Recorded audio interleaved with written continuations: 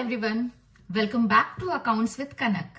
मैं हूं कनक मैम और आज हम स्टार्ट करने वाले हैं अकाउंटिंग की सबसे important foundation, basic accounting terms, जिसको अकाउंटिंग टर्मिनोलॉजी भी कहते हैं। अगर आपको अकाउंटेंसी इजी और स्कोरिंग बनानी है तो ये टर्म्स बहुत क्लियरली समझना जरूरी है, बिकॉज पूरे सब्जेक्ट में यही वर्ड्स बार बार यूज होंगे। तो लीजिए अपने पेन और नोटबुक और चलिए स्टार्ट करते हैं। बेसिक अकाउंटिंग टर्म्स, जिसको क्या कहते हैं? Accounting terminology.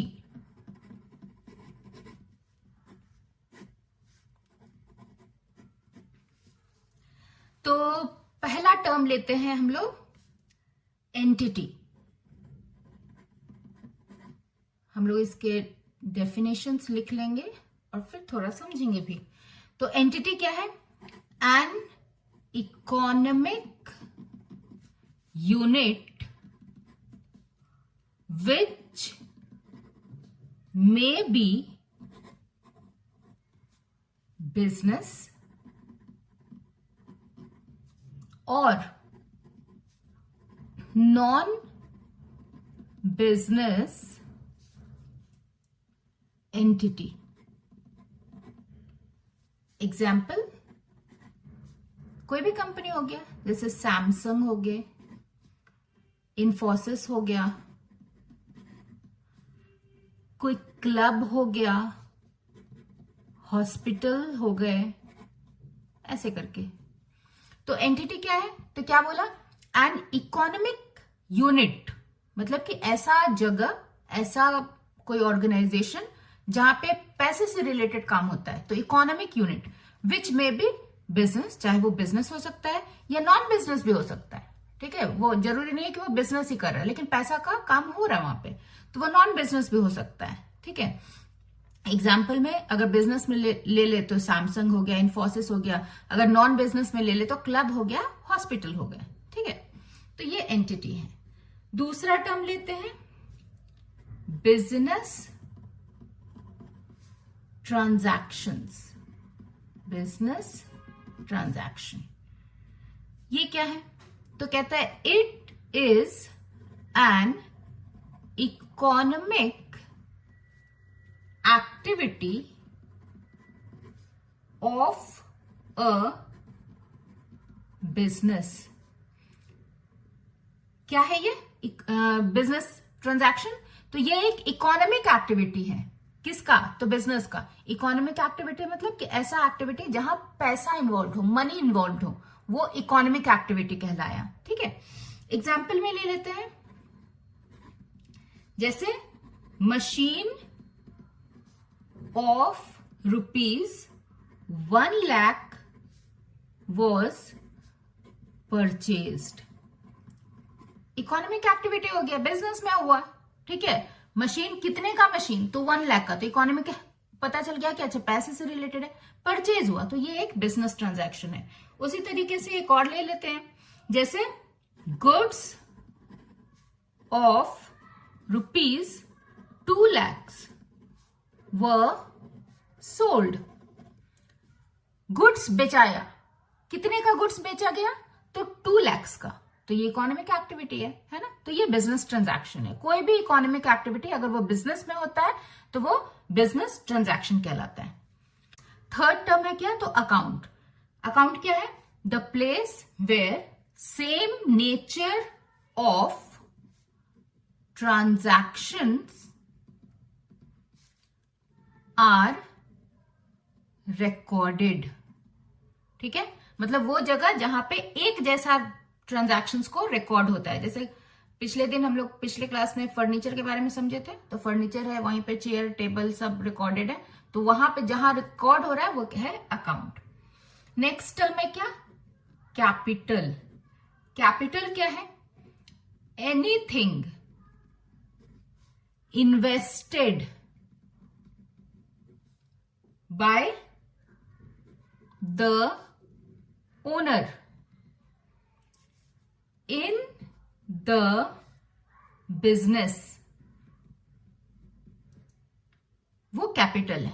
ठीक है, एग्जाम्पल में वो कैश लेके आया, कैश कैपिटल हो गया। वो गुड्स लेके आया, गुड्स कैपिटल हो गया। एसेट्स लेके आया, एसेट्स कैपिटल हो गया। मतलब जो ओनर है, कुछ भी अगर वो बिजनेस में लाता है तो वो कैपिटल है।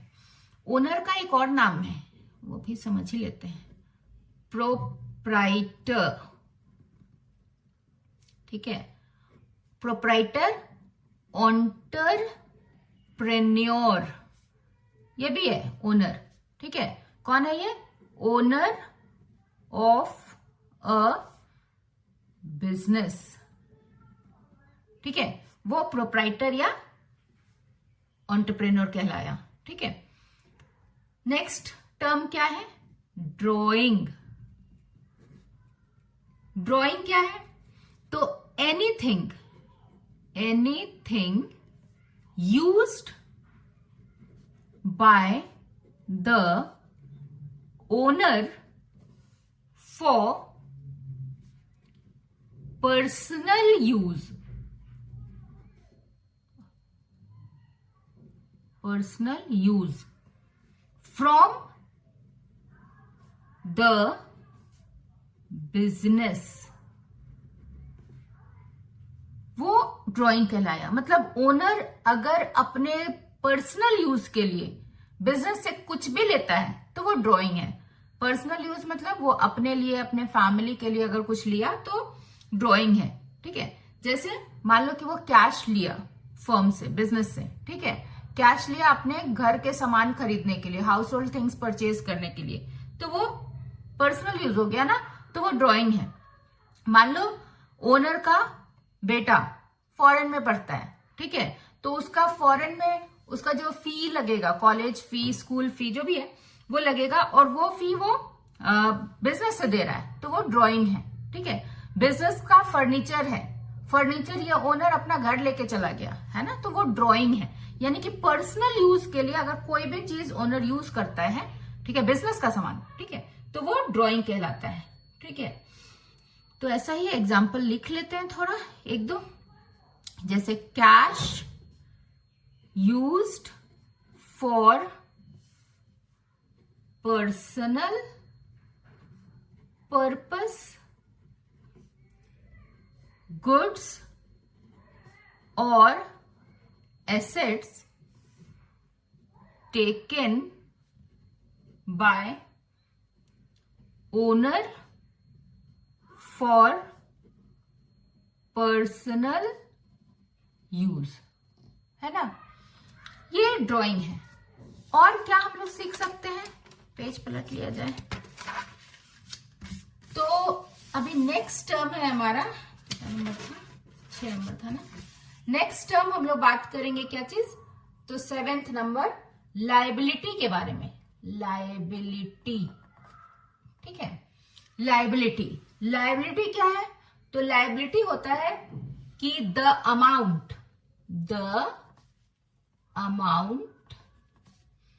विच द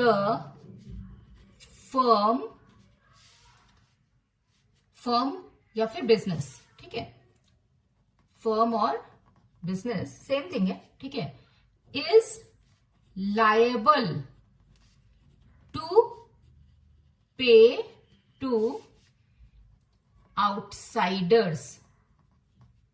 ठीक है, यानी कि बाहर वालों को जो भी कुछ अगर पेमेंट बाकी है, ठीक है, पेमेंट करना है, तो वो लायबिलिटी है बिजनेस के लिए।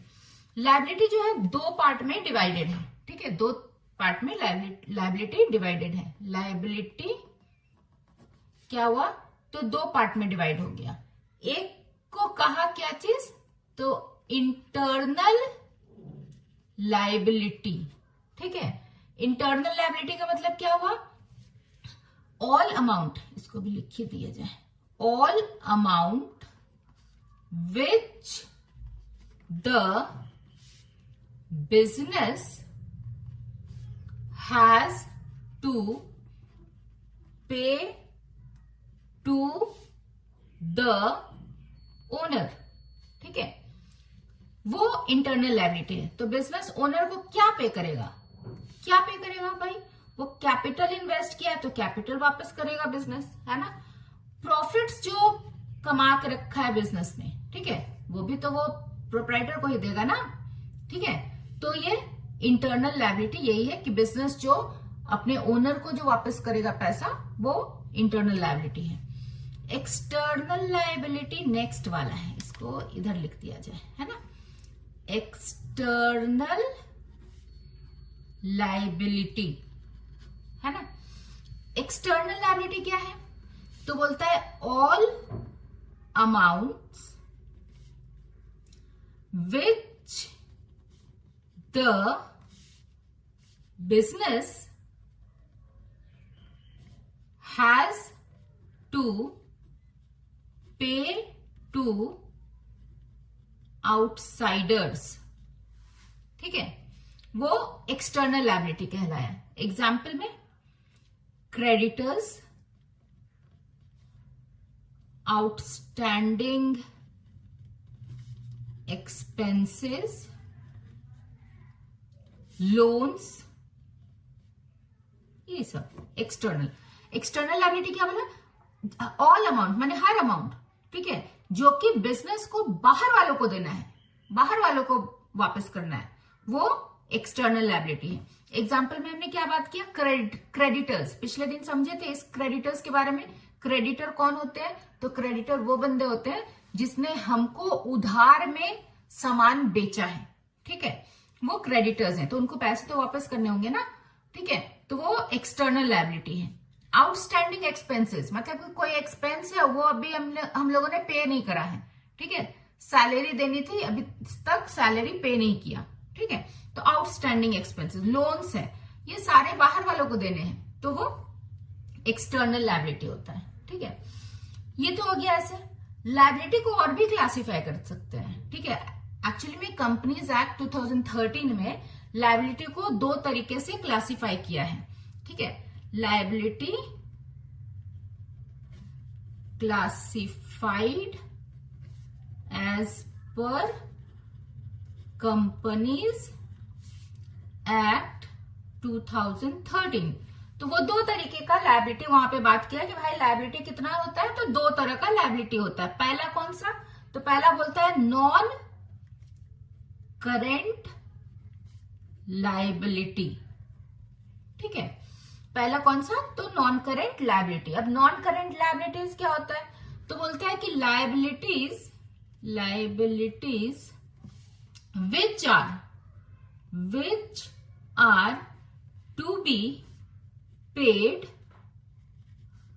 After more than 1 year. मतलब कि ऐसा लायबिलिटी जो कि बिजनेस को तो पे ही करना है, बिजनेस के बारे में बात कर रहे हैं, ठीक है, बिजनेस को पे करना है, लेकिन वो 1 साल के अंदर नहीं पे करना है, 1 साल के बाद पे करना है। वो हो सकता है कि 1 साल के बाद 12 महीने का 1 साल होता है तो 13th मंथ में हो, है ना, अगले साल का पहला महीना, या 5 साल में हो, 10 साल में हो, मतलब लेकिन 1 साल में नहीं होगा, ठीक है, 1 साल के विद इन नहीं, more than 1 year payment has to be made after more than 1 year, that is non current liability, है ना। जैसे एग्जाम्पल में क्या ले सकते हैं, एग्जाम्पल में लिख सकते हैं लॉन्ग टर्म लोन्स, ठीक है। दूसरा बोलता है कि भाई जो लायबिलिटी है वो क्या है, तो वो है करेंट लायबिलिटीज, ठीक है। दूसरा लायबिलिटी कैसा है, क्या नाम है, तो करेंट लायबिलिटीज। ये लायबिलिटी कैसा होगा, तो बोलता है कि liabilities which are to be paid within within का स्पेलिंग का क्या हो गया, विदिन 1 ईयर। मतलब कि ऐसा लायबिलिटी जो कि बिजनेस पे करेगा, वापस करेगा, लेकिन 1 साल के अंदर ही कर देगा। जैसे अभी 1 साल की बात कर रहा था नॉन करेंट लायबिलिटी में, लेकिन करेंट लायबिलिटी में 1 साल के अंदर ही पेमेंट करेगा, वो करेंट लायबिलिटीज है। तो एग्जाम्पल में क्या है, एग्जाम्पल में क्रेडिटर्स, जो उधार हम लोग को दे रखा है भाई, वो 1 साल से ज्यादा का उधार थोड़ी ना देगा, वो तो साल के अंदर मांगेगा, है ना। दिवाली में अगर वो अकाउंट्स क्लोज करेगा तो बोलेगा ना कि भाई ये हम लोग को अपना खाता बढ़ाना है तो आप क्लियर कर दो, है ना, तो मांगेगा वो, तो वो करेंट लायबिलिटी हुआ। आउटस्टैंडिंग एक्सपेंसेस मतलब वैसा खर्च जो अभी हम लोगों ने पे नहीं किया लेकिन 1 साल के अंदर तो पे करना ही है ना, तो हर वो खर्च जो कि पेमेंट नहीं किया है, ठीक है, करना है, वो आउटस्टैंडिंग एक्सपेंसेस हुआ, तो ये सारे करेंट लायबिलिटीज हो गए, ठीक है। तो लायबिलिटी के बारे में फिलहाल इतना ही। अब आ जाते हैं नेक्स्ट, क्या चीज, तो एसेट्स के बारे में बात करते हैं।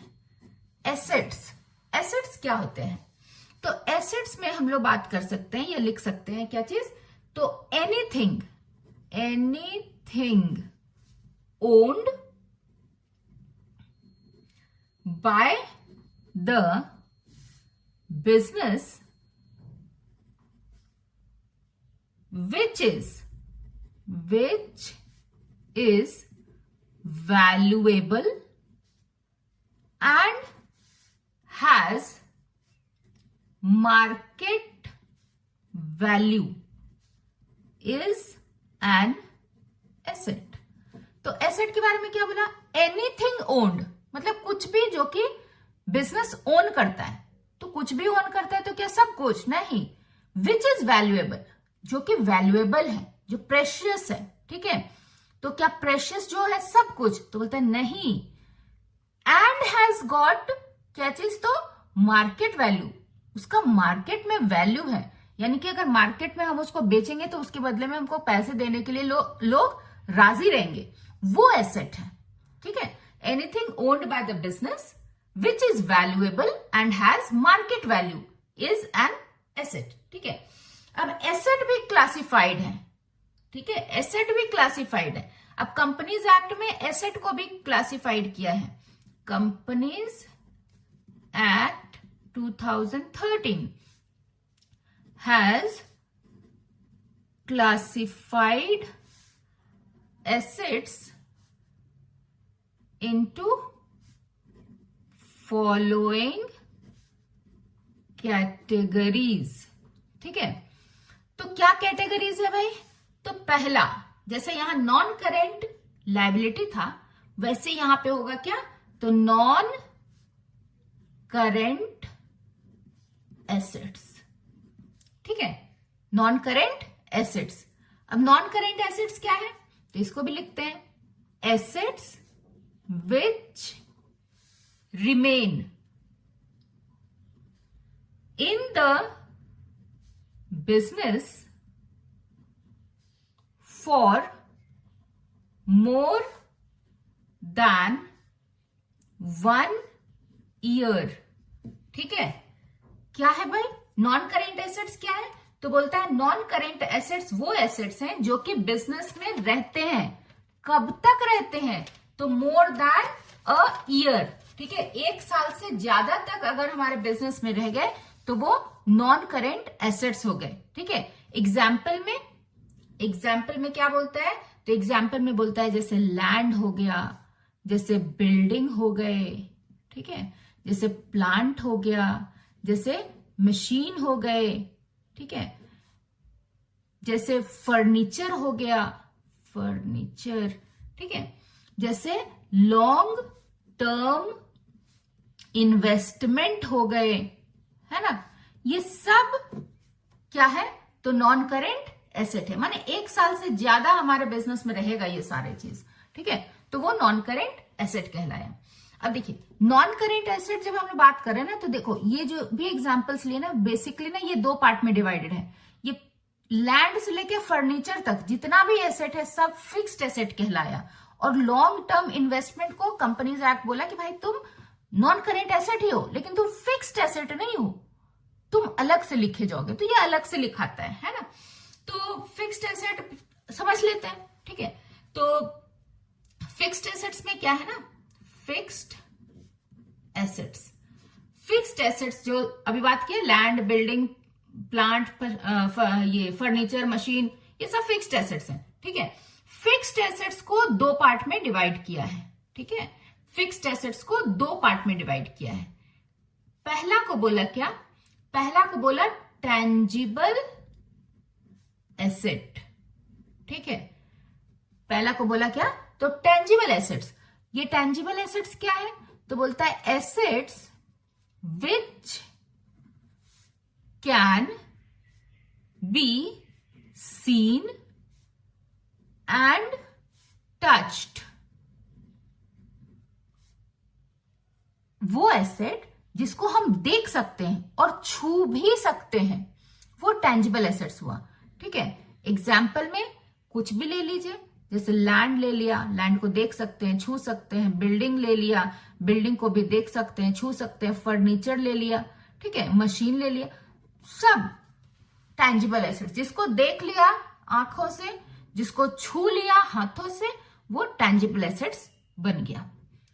दूसरा क्या है, तो दूसरा कहता है कि दूसरा जो एसेट है फिक्स्ड एसेट्स, दूसरा फिक्स्ड एसेट क्या है, तो वो है इनटेंजिबल एसेट, ठीक है, intangible fixed asset. Intangible fixed asset क्या होता है, तो बोलता है assets which can not be seen and touched but can only be felt, ठीक है। इनटेंजिबल एसेट्स क्या हुआ, तो बोलता है कि भाई एसेट्स जिसको हम देखे छू लिए वो तो टेंजिबल हो गया, लेकिन ऐसा एसेट जिसको हम देख नहीं सकते, छू भी नहीं सकते, ठीक है, ना देख सकते ना छू सकते, लेकिन सिर्फ फील कर सकते हैं, but can only be felt, सिर्फ फील कर सकते हैं, वो हुआ क्या, तो इनटेंजिबल एसेट। भाई ऐसा कौन सा एसेट है, तो एग्जाम्पल के लिए ले लो गुडविल। गुडविल एक इनटेंजिबल एसेट है, गुडविल माने रेप्यूटेशन, है ना। पेटेंट, पेटेंट एक इनटेंजिबल एसेट है, ठीक है। कोई भी सॉफ्टवेयर, कंप्यूटर सॉफ्टवेयर होता है ना, कंप्यूटर सॉफ्टवेयर इनटेंजिबल एसेट है, वो दिखता थोड़ी ना है, ठीक है, वो फील होता है कि हाँ भाई काम हो रहा है, ठीक है। कॉपीराइट, ये सब राइट्स हैं, ठीक है। अगर कोई हमारे परमिशन के बिना हमारा कोई बुक अगर मैंने लिखा है, उस बुक को छाप दिया, ठीक है, मैंने अगर कोई फिल्म बनाया है, उस फिल्म को छाप दिया बोल रहे हैं, उसको फिल्म को रिलीज कर दिया, कहीं शो दिखा रहा है, तो ये मेरा कॉपीराइट को वायोलेट कर रहा है ना, तो वो फील किया जाता है कि अरे वायलेट किया, चलो इस पे ये इलीगल हो गया, इस पे चार्जेस लगाए जाए, तो ये है इनटेंजिबल एसेट्स, ठीक है। तो ये हो गया। तो नॉन करेंट एसेट्स में ये सारे बात हम लोगों ने किए। उसके अलावे और क्या एसेट है भाई, तो उसके अलावे एसेट है दूसरा करेंट एसेट, करेंट एसेट है ना। करेंट एसेट, करेंट एसेट क्या है, तो बोलता है assets which are convertible to cash within 1 year,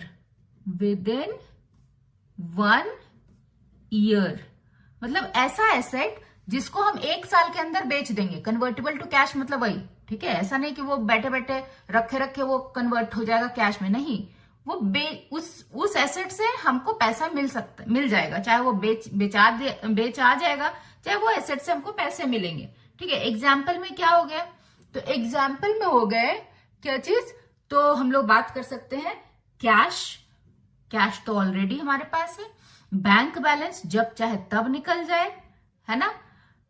क्या हो सकता है, तो डेटर्स हो सकते हैं। डेटर्स कौन है, जिसको हमने उधार में सामान बेचा है, ठीक है, तो वो हमको 1 साल के अंदर पैसा दे देगा। तो इस तरीके से जो एसेट 1 साल के अंदर पैसे दे पैसे में कन्वर्ट हो जाए, वो करंट एसेट्स हैं, ठीक है। इतना हो गया। तो अभी तक हम लोगों ने बात किया क्या कि ये एसेट्स कंपनीज एक्ट के अकॉर्डिंग में 2 तरह का होता है, नॉन करेंट और करेंट।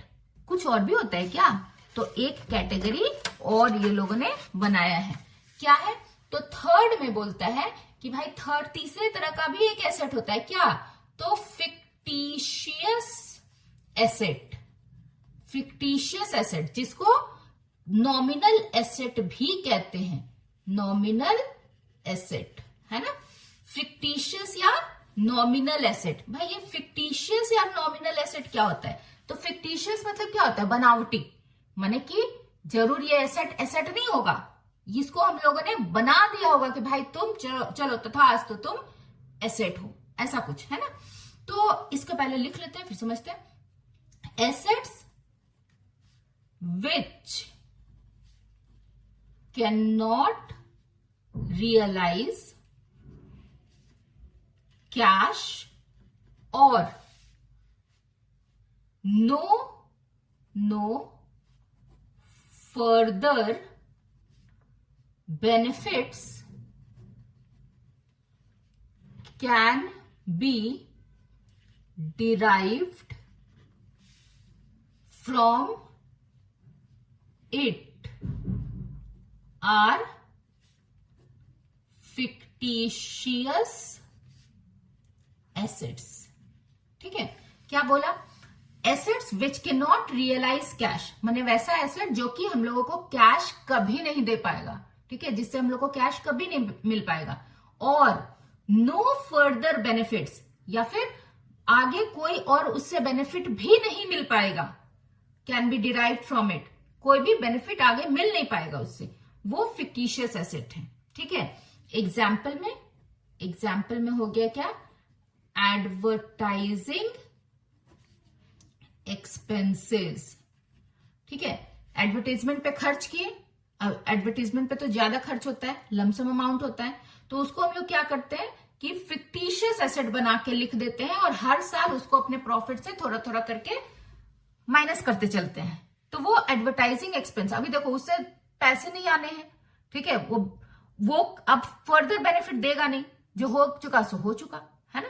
तो एडवर्टाइजिंग एक्सपेंस। एक और होता है debit balance of profit and loss account. Profit loss account का डेबिट बैलेंस मतलब लॉस। ठीक है, तो लॉस भी जो है वो फिक्टिशियस एसेट की कैटेगरी में जाता है। ठीक है, इसको भी हम लोग अपने बैलेंस शीट में लिख देते हैं और फिर उसको टर्म करते हैं कि भाई तुम फिक्टिशियस एसेट हो, और हर साल इसको अपने प्रॉफिट से काटते चलते हैं। ठीक है, माइनस करते चलते हैं। तो ऐसा है। ठीक है, तो ये एसेट्स के यही हो गए हमारे 3 कैटेगरी। एक हो गया नॉन करेंट एसेट, एक हो गया करेंट एसेट, और एक क्या हो गया? एक हुआ फिक्टिशियस एसेट। ठीक है, अब एक और टर्म पढ़ लिया जाए, क्या है? तो एक्सपेंसेस क्या है भाई? तो एक्सपेंसेस बोलता है कि cost incurred in producing and selling the goods and services. ठीक है, कॉस्ट जो हम लोगों ने खर्च करा है, ठीक है, कॉस्ट मतलब जो खर्च किया है, क्या चीज में? गुड्स या सर्विसेज जिसमें भी हम लोग डील कर रहे हैं, ठीक है, उसको प्रोड्यूस करने में, उसको सेल करने में जो भी खर्चा हम लोगों का हुआ है वो एक्सपेंस है।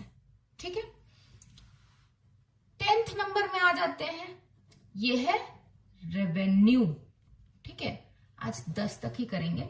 ठीक है, 10th नंबर में क्या है? तो रेवेन्यू किसको कहते हैं? तो amount earned from sale of goods or services।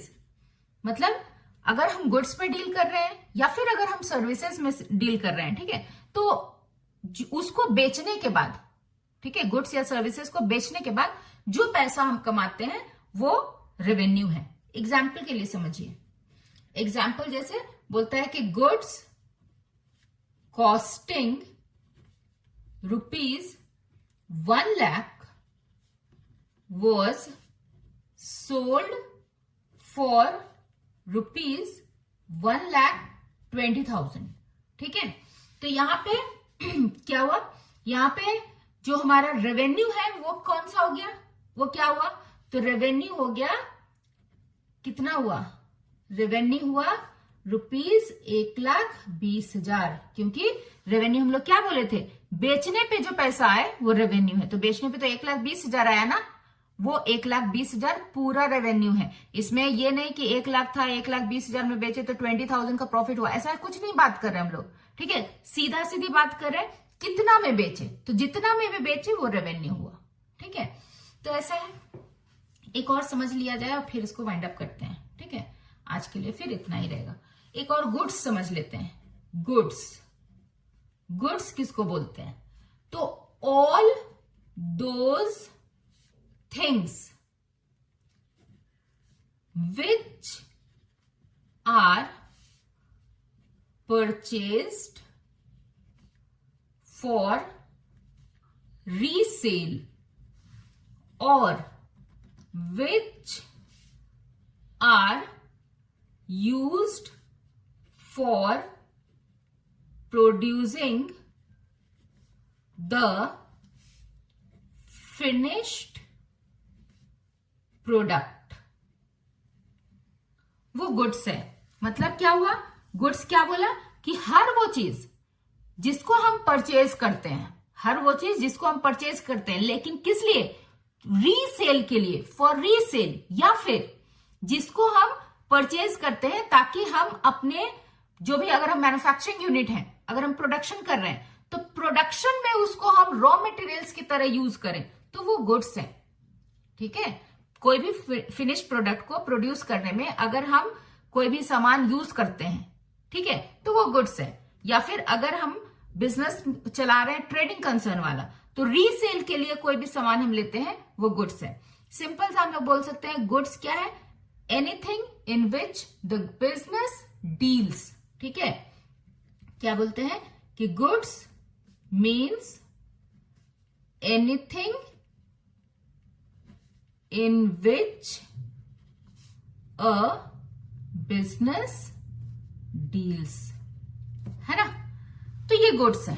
आज के लिए 11। ठीक है, हो सकता है ये टर्मिनोलॉजी में हम लोग 1 या 2 क्लास और करेंगे। ठीक है, तो ऐसा है, लेकिन ये इंपॉर्टेंट है, करना ही होगा, इसको हम लोग छोड़ नहीं सकते। एक क्विक रिकैप कर लेते हैं, है ना, क्विक रिकैप। क्या पढ़ा हम लोगों ने, सबसे पहले हम लोगों ने क्या पढ़ा था, याद है, सबसे पहले हम लोगों ने पढ़ा था क्या चीज, तो एंटिटी। एंटिटी के बारे में क्या पढ़ा था कि भाई एंटिटी क्या है, तो कोई भी इकोनॉमिक यूनिट जो कि बिजनेस हो या नॉन बिजनेस हो वो एंटिटी है। दूसरा हम लोगों ने क्या पढ़ा था, हम लोगों ने पढ़ा था बिजनेस ट्रांजैक्शन, है ना, बिजनेस ट्रांजैक्शन। बिजनेस ट्रांजैक्शन क्या था, तो बिजनेस में कोई भी इकोनॉमिक एक्टिविटी अगर होता है तो वो बिजनेस ट्रांजैक्शन कहलाता है। तीसरा हम लोगों ने क्या पढ़ा था, अकाउंट। अकाउंट क्या था, सेम नेचर का रिकॉर्ड, सेम नेचर का ट्रांजैक्शन, जहां पे रिकॉर्ड होता है उसको अकाउंट कहते हैं, है ना। फोर्थ हम लोगों ने पढ़ा था क्या चीज, तो कैपिटल। कैपिटल क्या था, कोई भी चीज जो कि बिजनेस में ओनर इन्वेस्ट करता है वो कैपिटल है। Anything which is invested by the owner in the business is capital. ठीक है, फिफ्थ में हम लोगों ने क्या पढ़ा था, हम लोगों ने पढ़ा था ड्रॉइंग। ड्रॉइंग क्या था, तो कोई भी चीज बिजनेस का कोई भी चीज अगर ओनर जो है अपने पर्सनल यूज के लिए यूज करता है तो वो ड्रॉइंग है। Anything used by the owner for personal use from the business is क्या चीज, तो ड्रॉइंग। फिर सिक्स्थ में हम लोगों ने क्या पढ़ा था, हम लोगों ने पढ़ा था लायबिलिटी। लायबिलिटी क्या था भाई, तो लायबिलिटी बोलता है कि कोई भी चीज, कोई भी पैसा, कोई भी अमाउंट जो कि हम लोगों को आउटसाइडर्स को पे करने हैं वो लायबिलिटी है। अब लायबिलिटी का भी डिवाइड हुआ था, ठीक है, पहले बोला था कि इंटरनल लायबिलिटी है, एक्सटर्नल लायबिलिटी है। इंटरनल लायबिलिटी मतलब जो बिजनेस जो है ओनर को जो पैसा वापस करेगा वो इंटरनल लायबिलिटी, जैसे कि कैपिटल वो वापस करेगा, प्रॉफिट वो वापस करेगा, है ना। एक्सटर्नल लायबिलिटी जो आउटसाइडर को वापस करेगा वो एक्सटर्नल लायबिलिटी। कंपनीज एक्ट 2013 के अकॉर्डिंग में लायबिलिटी दो तरह का था। क्या था? तो एक था नॉन करेंट लायबिलिटी, एक था करेंट लायबिलिटी, है ना। नॉन करेंट लायबिलिटी मतलब कि ऐसा लायबिलिटी जिसका पेमेंट 1 साल के बाद करना है, और करेंट लायबिलिटी ऐसा लायबिलिटी जो कि जिसका पेमेंट 1 साल के अंदर करना है ना। फिर क्या था? एसेट्स के बारे में हम लोगों ने बात किया था। एसेट्स क्या थे भाई?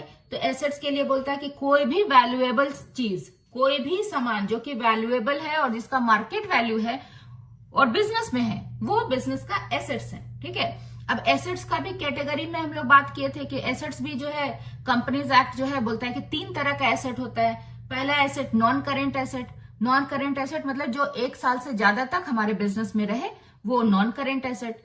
दूसरा बोला करेंट एसेट। करेंट एसेट मतलब वो एसेट जो कि 1 साल के अंदर उससे हमको कैश मिल जाए, कन्वर्टेबल टू कैश है, वो करेंट एसेट हो गया। तीसरा बोला था फिक्टिशियस एसेट। फिक्टिशियस एसेट क्या था? बनावटी एसेट, जो कि एक्चुअली में हम लोगों को कोई भी कैश कभी रियलाइज नहीं करेगा और ना ही कभी अब फर्दर हम लोग को बेनिफिट्स देगा। ठीक है, जैसे एडवर्टाइजिंग एक्सपेंसेस। फिर हम लोग 8th में, अच्छा इसी एसेट्स में हम लोग बात किए थे फिक्स्ड एसेट के बारे में, है ना। फिक्स्ड एसेट में बात किए थे कि फिक्स्ड एसेट 2 तरह का होता है। एक होता है टेंजिबल फिक्स्ड एसेट, एक होता है intangible fixed asset. Tangible fixed asset का मतलब जिसको हम देख सकते हैं, छू सकते हैं। इनटेंजिबल फिक्स्ड एसेट का मतलब जिसको हम देख नहीं सकते, छू नहीं सकते, सिर्फ फील कर सकते हैं, वो इनटेंजिबल एसेट होता है ना। उसके बाद हम लोग बात किया क्या चीज? तो एक्सपेंस के बारे में बात किया, है ना। एक्सपेंसेस के बारे में कि भाई एक्सपेंस क्या होता है? तो एक्सपेंस बोलता है कि गुड्स या फिर सर्विसेज जिसमें भी डील कर रहे हैं, ठीक है ना, उसको प्रोड्यूस करने में जो भी खर्चा हो रखा है, जो भी कॉस्ट इनकर होता है, वो एक्सपेंस है। ठीक है। फिर हम लोगों ने बात किया क्या चीज? तो रेवेन्यू के बारे में। रेवेन्यू क्या था भाई? तो रेवेन्यू गुड्स को बेचने के बाद या सर्विसेज को बेचने के बाद जो भी पैसा हमको मिलता है वो रेवेन्यू है। The amount earn from sale of goods और सर्विसेज, वो रेवेन्यू है। फिर बात किया था क्या चीज के बारे में?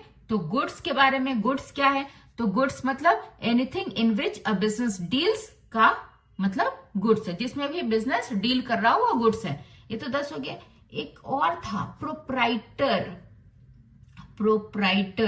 प्रोप्राइटर का मतलब क्या है? ओनर ऑफ द बिजनेस, ये प्रोप्राइटर कहलाता है। ठीक है। तो आज के लिए बस इतना ही। ठीक है। और अगर ये वीडियो पसंद आया, ये वीडियो अगर आपको समझ में आ रहा है, तो please do not forget to like the video, share it with your friends and subscribe to the channel. Thank you so much for watching. See you in the next class for more accounting terminologies. Till then, keep learning and keep growing. Bye-bye.